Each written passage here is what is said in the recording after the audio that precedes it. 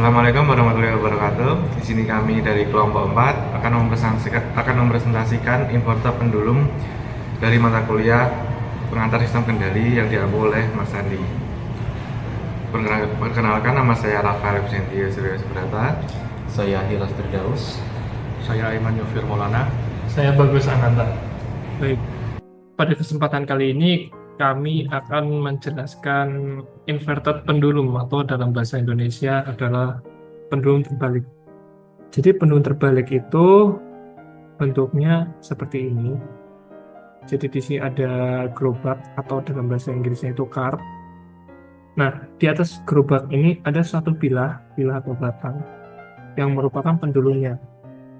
Jadi tujuan dari inverter pendulum adalah menjaga supaya batang ini tetap berada dalam posisi tegak dan setimbang dengan cara menggerakkan gerobak ini ke kanan atau ke kiri dalam satu sumbu. Nah, jadi seperti ini. Inverter pendulum merupakan salah satu sistem dengan pendulum yang menghadap ke atas, di mana sistem harus bergerak terhadap sumbu horizontal sebagai upaya untuk memastikan pendulum tetap tegak menghadap ke atas.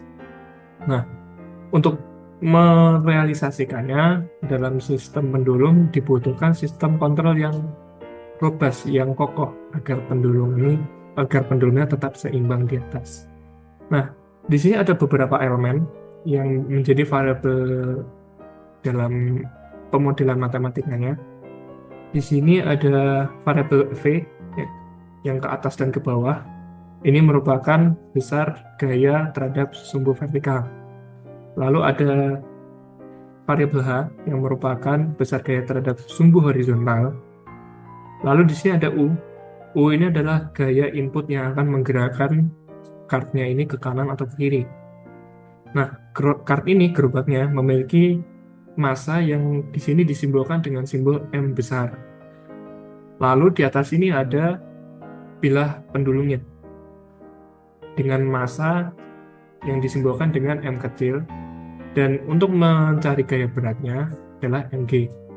Nah, Mg ini kenapa terletak di atas? Karena ini merupakan titik pusat massa dari pendulumnya, sehingga berada di tengah.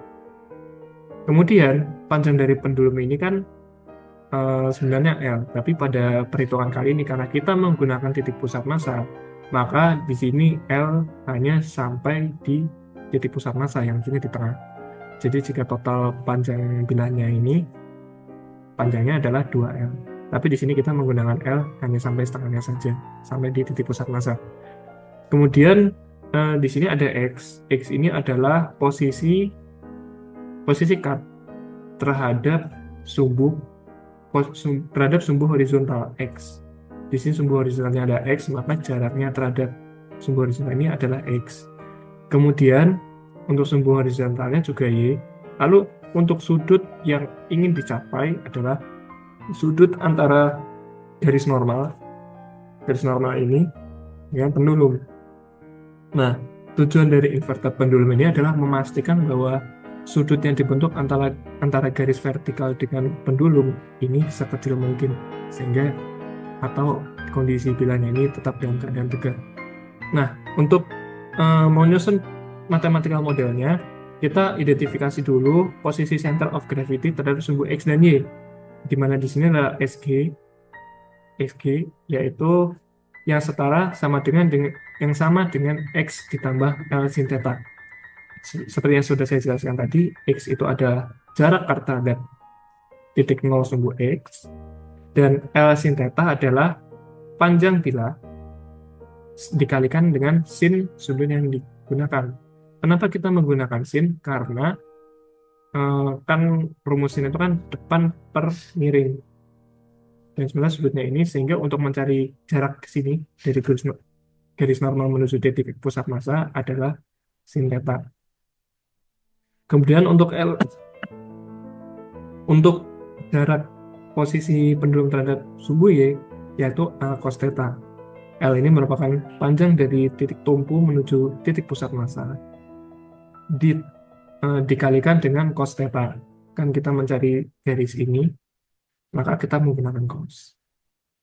Kemudian kita menggunakan hukum Newton 2 untuk menemukan hubungan torsi dengan besar gaya pada sumbu vertikal dan horizontal. Nah, di sini torsi disimbolkan dengan huruf T yang merupakan yang nilainya sama dengan momen inersia atau I dengan theta double dot. Theta itu kan besaran sudutnya, sehingga jika diturunkan 2 kali menjadi percepatan sudut. Jadi torsi setara dengan momen inersia dikalikan dengan kecepatan sudut.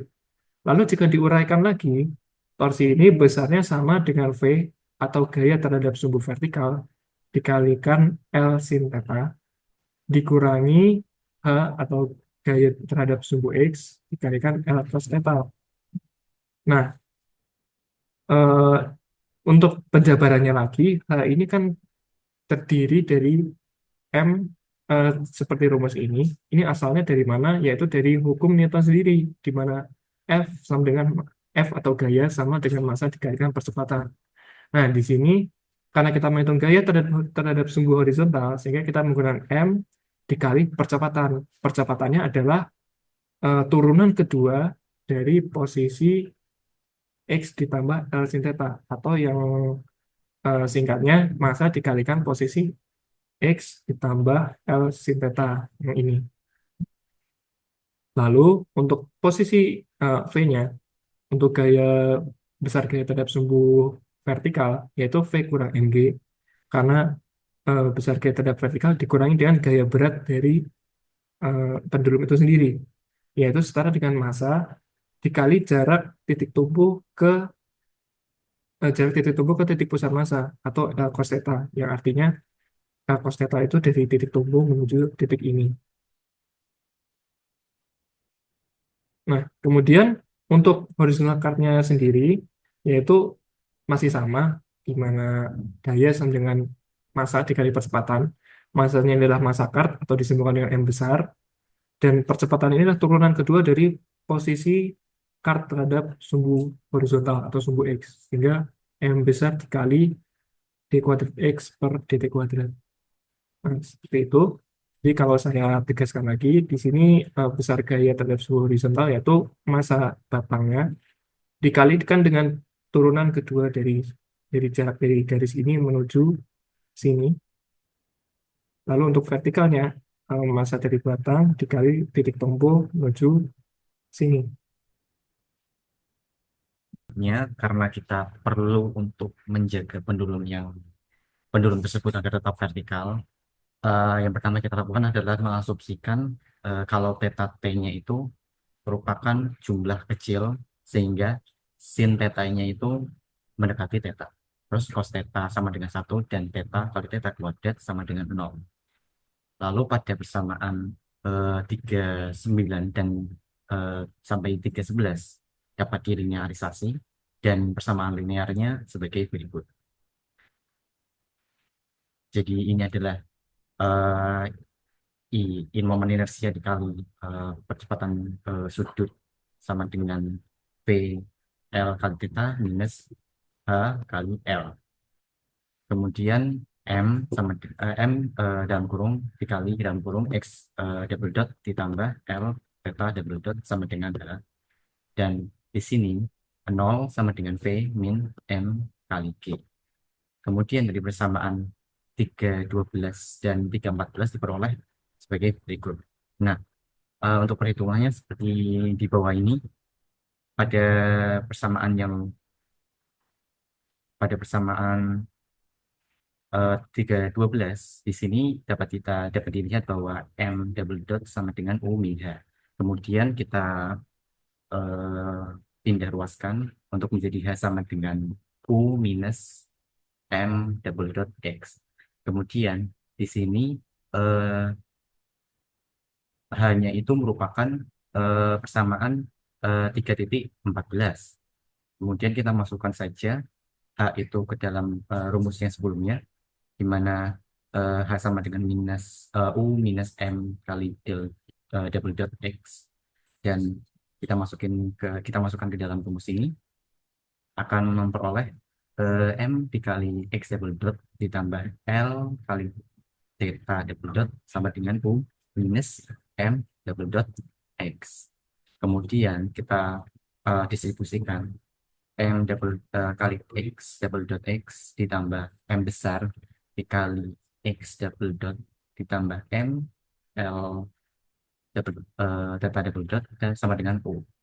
Kemudian dari persamaan 13 sampai 15 diperoleh perhitungan sebagai berikut. Nah, akan saya gambarkan perhitungannya yang sebelah yang paling bawah ini, yang dimana I double dot theta sama dengan MG L theta minus H kali L. Dan kita masukkan saja hanya itu MX double dot ditambah ML theta double dot. Kemudian kita distribusikan saja seperti biasa dan akan ditemukan persamaan sebagai berikut. Nah, jadi persamaan 3.16 sama 3.16 itu yang dimaksud ya adalah ini dan ini 3.317 ini. Persamaan tersebut menggambarkan gerakan sistem pendulum terbalik pada gerobak yang merupakan model sistem matematika yang kita peroleh, yang kita perlukan pada sistem tersebut. Kemudian ada yang C, representasi sistem penduluan terbalik dalam bentuk model state space representation. Nah, di sini kita akan mengasumsikan pendulum terbalik yang ditunjukkan pada gambar 3.6. Nah, pada sistem ini massa terkonsentrasi di bagian atas batang. Pusat gravitasi adalah pusat bagian bola pendulum bolanya. Untuk kasus ini, momen inersia pendulum di sekitar pusat gravitasinya yang kecil. Dan kita mengasumsikan inersianya sama dengan 0 dalam persamaan 3.17. Dan kemudian model matematika untuk sistem ini menjadi sebagai berikut. Untuk gaya pada pendulum, ini sama dengan M dikali X double dot ditambah ML theta double dot menjadi gaya horizontal M dalam kurung X double dot plus L theta double dot. Kemudian kita gabungkan dengan kontribusi gaya horizontal. U min H sama dengan M. Nah, kemudian untuk X ini kita turunkan 2 kali menjadi X double dot. Dan kita akan mendapat U sama dengan M besar ditambah M kecil dikalikan X double dot. Kemudian ditambah M dikalikan L dan dikalikan theta double dot. Maka di atas ini ada perhitungan rumus. Bukan didapat rumus persamaan seperti di bawah ini. Rumus persamaan 3.18 yaitu dalam kurung M besar tambah M kecil, kemudian dikalikan X double dot, dan ditambah M kecil dikali L dikali theta double dot sama dengan U. Kemudian untuk rumus 3.19 ini, kita mengasumsikan bahwa inersia itu sama dengan 0 pada rumus persamaan 3.17. Nah, 3.17 ini seperti bawah ini, persamaannya seperti ini, kemudian kita masukkan I sama dengan 0. Masukkan I sama dengan 0, maka akan tersisa I kali theta sama dengan 0, ditambah kita ML kuadrat dikalikan theta double dot, kemudian ditambahkan ML X double dot sama dengan MGL theta. Nah, kemudian dari persamaan 3.18 dan 3.19 dapat dimodifikasi sebagai berikut ini. ML theta double dot ini sama dengan dalam kurung M besar tambah M kecil dikalikan G theta dikurangi U. Ini menghasilkan persamaan 3.20 dan 3.21-nya sebagai berikut. M kali X double dot sama dengan U dikurangi MG theta. Ini gambarnya. Dalam gambar ini ada transfer function. Nah, untuk persamaan 3.20 diperoleh dengan mengeliminasi persamaan 3.18 dan 3.19. Bisa dilihat tadi 3.18 seperti ini dan 3.19 seperti ini. Dan kita eliminasi. Kemudian persamaan 3.21 diperoleh dengan mengeliminasi persamaan 3.18 dan 3.19. Nah, dari 3.20 ini tadi persamaan yang kita dapat ini, kemudian kita ubah menjadi fungsi transfer plane, menjadi ML theta double dot sama dengan dalam kurung M besar tambah M kecil, dikalikan G dikalikan theta sama min U. Kemudian dari theta double dot ini menghasilkan theta S kali S kuadrat. Jadi ML theta S kali S kuadrat. Sama dengan M besar plus M G theta S min U. Nah, di sini theta S, theta sama U, kemudian diubah menjadi theta S min US. Kemudian kita pindah ruas, M besar plus M kecil dikalikan G kali theta S, dipindah ke ruas kiri. Theta S kita kumpulkan jadi 1, kemudian kita kalikan dengan MLS kuadrat dikurangi M plus M kali G sama dengan min US. Kemudian di sini kita cari dan menghasilkan hasil seperti ini. Kemudian transfer functionnya akan menghasilkan rumus seperti ini, persamaan seperti ini. Oke, selanjutnya akan dilanjutkan oleh teman saya via. Oke, kemudian setelah didapat transfer function tadi, kemudian kita akan membentuknya sebagai matriks. Pembangkit dengan bandul terbalik memiliki satu kutub pada sumbu nyata negatif dan kutub lainnya pada sumbu nyata positif. Oleh karena itu, pembangkit tersebut tidak stabil dalam terbuka. Maka dari itu, kita akan menentukan X1, X2, X3, dan X4-nya sebagai berikut. X1 adalah sudut dari pendulum sebagai theta, X2 adalah kecepatan dari sudut pendulum sebagai theta dot, X3 adalah posisi kereta sebagai X, dan X4 adalah kecepatan dari kereta sebagai X dot. Oke, pada bawah ini perhatikan bahwa sudut theta menunjukkan putaran batang bandul terhadap titik P dan X adalah lokasi kereta. Jadi jika kita menganggap theta dan X sebagai keluaran dari sistem, maka Y di sini adalah Y1, Y2 sama dengan theta X sama dengan X1 dan X3. Oke, kemudian dari X1, X2, X3, dan X4-nya tadi, kita dari definisi variabel keadaan persamaan X 3.20 dan 3.21 yang ini, kemudian kita akan mendapat variabel X1 sama dengan X2, X dot 2 sama dengan M ditambah M per ML, X1 dikurangi 1 per MLU, dan X dot 3 adalah X4, dan X dot 4 adalah min M per M besar GX1 tambah 1 per M besar U. Dari persamaan vektor matriks kita memiliki itu rumus X sama dengan AX tambah BU. Yang pertama ini, yaitu ini adalah X, kemudian ini adalah X, 0, M tambah M per MLG, ini 0, terus dikurangi M per MLG, terus ini X sebagai X, dan BU 0 minus 1 per ML, 0, 1 per M. Oke, di sini A dan B itu didapat dari ini X dot 2, yaitu ini adalah sebagai A dan ini sebagai B-nya. Kemudian kita masukkan ke rumus sebagai ini. Oke, kemudian yang Y, yaitu Y sama dengan CX, yaitu ini Y-nya, Y1, Y2 sama dengan C, dan ini sebagai X. Demikian presentasi Oke, dari kami kelompok 4. Kalau tidak ada kesalahan yang disengaja maupun tidak disengaja, kami mohon maaf. Persamaan 3.23 Assalamualaikum warahmatullahi wabarakatuh. memberikan representasi ruang keadaan dari sistem pendulum terbalik. Yang dapat diperhatikan bahwa representasi ruang keadaan dari sistem ini tidaklah unik, tetapi banyak sekali representasi seperti itu pada sistem ini. Oke.